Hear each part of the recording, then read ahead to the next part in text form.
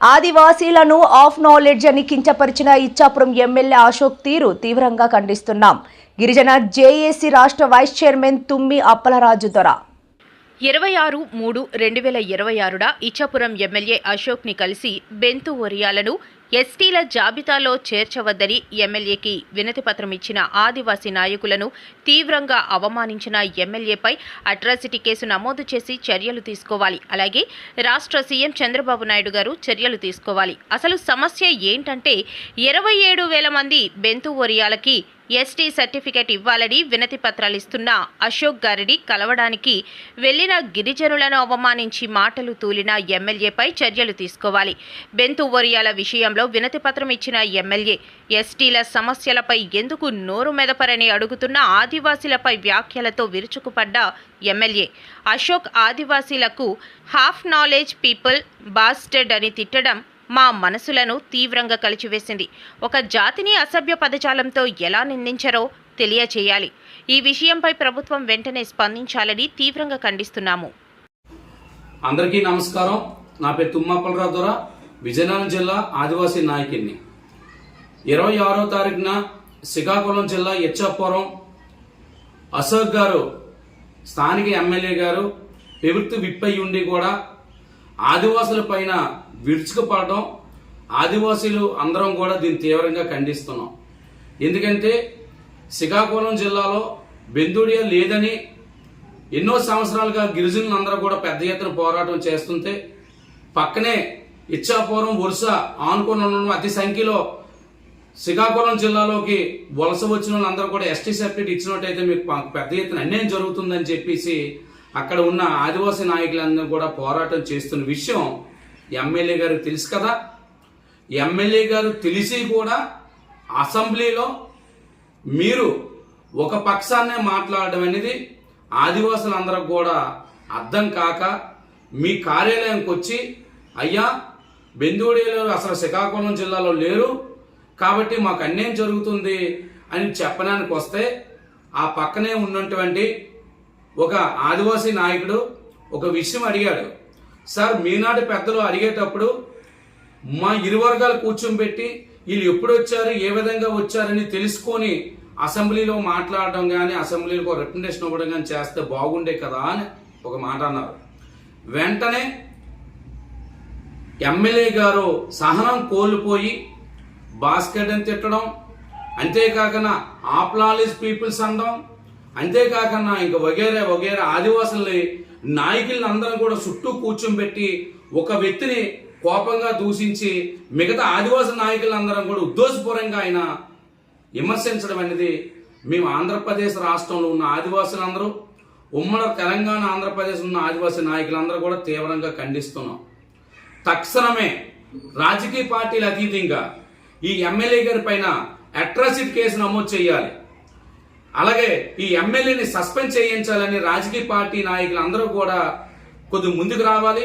ఎందుకంటే నేను కూడా ఒక రాజకీయ పార్టీ కార్యకర్తగా నేను మాట్లాడట్లేదు, ఒక ఆదివాసీ నాయకుడిగా ఈరోజు నేను మాట్లాడుతున్నాను.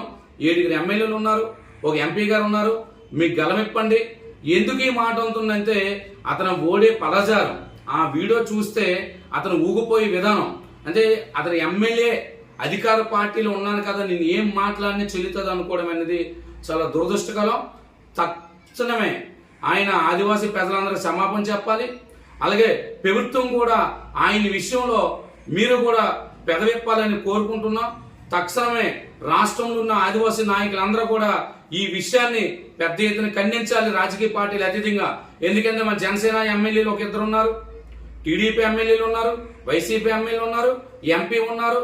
రాజకీయ పార్టీ నాయకులు అందరూ కూడా ఏకమై ఇలాంటి సంఘటనని ఖండిస్తారని చెప్పేసి తుమ్మి అప్పలరాజు ద్వారా పిలుపునిస్తున్నాం. అలాగే అన్ని రాష్ట్రం నలుమూలలో కూడా అన్ని మండలాల నుండి అలాగే జిల్లాల నుండి కూడా రేపటి నుండి పేపర్ ప్యాకెట్లు కానీ ఉద్యమాలు కానీ ధర్నాలు కానీ రాష్ట్రోగులు కానీ చేయవలసిన అవసరం ఉన్నది. ఎందుకంటే ఇలాంటి ఎమ్మెల్యేలకి ప్రభుత్వం చాలా గట్టి బుద్ధి చెప్పాలి.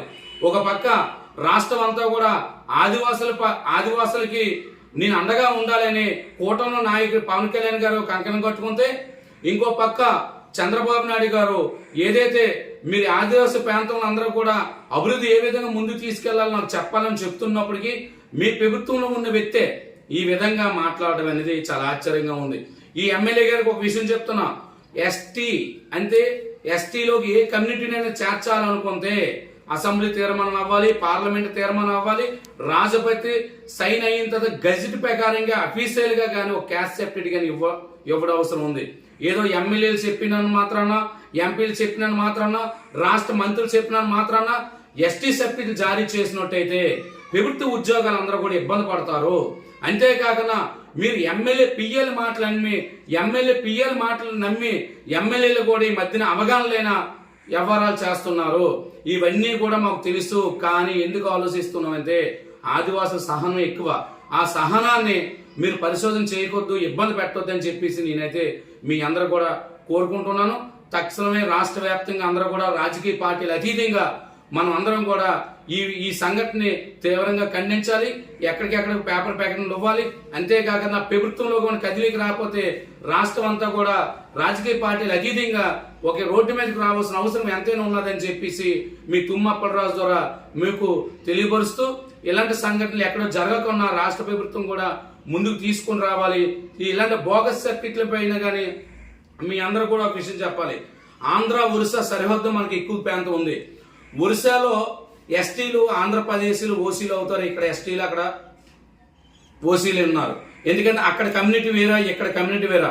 ఎగ్జాంపుల్ చెప్పాలంటే గోదావరి జిల్లాలోనూ అందరూ కూడా ఓసీ అయితే ఇక్కడ కాపులు అందరూ కూడా బీసీ ఉన్నారు. ఎక్కడికో వెళ్ళిపోవడం ఎందుకు? అనంతగిరి మండలంలోనే ఎస్టీ మండలం అరకు నియోజకవర్గంలో 5 పంచాయతీలు వాల్మీకులు ఎస్సీ పైడి సర్టిఫికేట్ ఉన్నది. అంతే 5 పంచాయతీలు మండలం మొత్తం ఏజెన్సీ ప్రాంతం అంతా కూడా వాల్మీకుల్ని ఎస్టీగా నమోదయ్యారు. కానీ ప్లేన్ ఏరియాలో మాత్రం ఎస్సీ పైడి ఇస్తారు. అంటే క్యాస్ట్ వచ్చేటప్పటికి ఒక ఊరు, ఒక జిల్లా, ఒక మండలం సరిహద్దులోకి వచ్చేటప్పటికి మార్పు ఉంది. ఈ మార్పు గజెట్ లో నీట్ గా రాసి ఉంది. కనీసం ఆ గజెట్ పేపర్లు చదవండి, ఆ చట్టాలు జీవోలు చదవండి. అవగాహన లేకన్నా మమ్మల్ని ఏమాత్రం కూడా అవగాహన లేని పీపుల్స్ అనేసి నోటుకొచ్చి మాట్లాడడం కరెక్ట్ కాదు. ఎందుకంటే అశోక్ గారి పైన అట్రాసిటీ కేసు నమోదు చేయమని చెప్పడం రీజన్ ఏంటంటే రాజకీయ పార్టీ నాయకులు అందరూ కూడా, అది ఏ పార్టీ అవుతామనండి, మీ సొంత ప్రయోజనాల కోసం ఎవరో తిట్టాడో లేదో తెలియదు, ఒక వీడియో ఉంటుందో లేదో తెలియదు,